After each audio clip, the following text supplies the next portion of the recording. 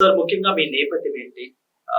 మేము రీసెంట్‌గా విన్నది, చూసింది కూడా ఏందంటే, ముఖ్యంగా మీరు బాగా ప్రజలకొచ్చింది 'అఘోర' అని కేస్ వేయించి, 'అఘోర' మీద కేస్ పెట్టి జైల్‌లో వేయించారు. అవునండి. సో, అసలు మరి ముఖ్యంగా అప్పుడు మీ నేపథ్యం ఏంటసలు?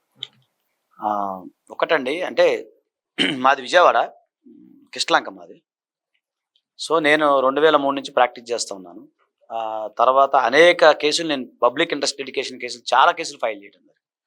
ముఖ్యంగా ఏంటంటే విజయవాడ భవానీ ఐలాండ్ గాని, అలాగే ఇక్కడ మూసీ నది మీకు ఐడియా ఉంది కదా! మన మూసీ నది ప్రక్షాళన విషయంలో దాంట్లో కూడా మేము ఫైట్ చేయడం జరిగింది.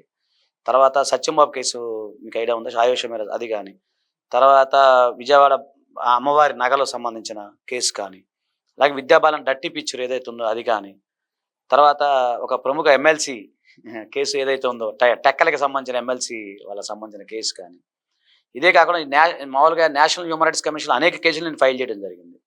ఒక వైజాగ్ కింగ్ జార్జ్ హాస్పిటల్‌లో అప్పుడే పుట్టిన శిశువుల్ని కుక్కలు తీసుకెళ్ళిపోయినాయి. అది గాని, తర్వాత మీకు నీలోఫర్ కేఫ్‌లో ఒక పిల్ల పైన వేరే పిల్లల్ని ఆ పిల్లల అపహరణ ఒకటి జరిగిందనమాట. సో, అది కూడా చేయడం జరిగింది. అంటే ఇవన్నీతో పాటుగా ఏంటంటే, ఇప్పుడు రీసెంట్‌గా 'అఘోర' ఏదైతే ఉందో 'అఘోర' జనరల్‌గా ఏంటంటే తెలుగు రాష్ట్రాలను బాగా ఇసికిచ్చేసాడు. సో, ఆ టైంలో బాధితులు నన్ను అప్రోచ్ అయ్యారు. అది బేస్ చేసుకొని 'అఘోరా'ని ఇప్పుడు మనం కేస్ ఫైల్ చేయడం జరిగింది. అతను ఇప్పుడు ప్రెజెంట్ జైల్‌లో ఉన్నాడనమాట.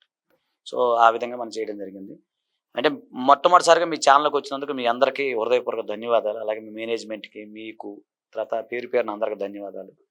ఇదే కాకుండా మా కిష్టలంక ప్రాంతం విజయవాడ కిష్టలంక ప్రజలందరికీ ముఖ్యంగా ఏందంటే ముందు తల్లిదండ్రులను తలుసుకోవాలి కదా సార్. సో, తల్లిదండ్రులు, మా కిష్టలంక ప్రాంత ప్రజలు, విజయవాడ ప్రజలందరికి కూడా, అలాగే ముఖ్యంగా మా అమ్మ కనకదుర్గమ్మ అమ్మవారికి, కృష్ణవేణి అమ్మగారికి, కృష్ణానది వేణమ్మ. సో, ఆళ్ళ తల్లులందరికీ, మీ అందరికి కూడా ముందుగా నా యొక్క హృదయపూర్వక ధన్యవాదాలు, నమస్కారాలండి.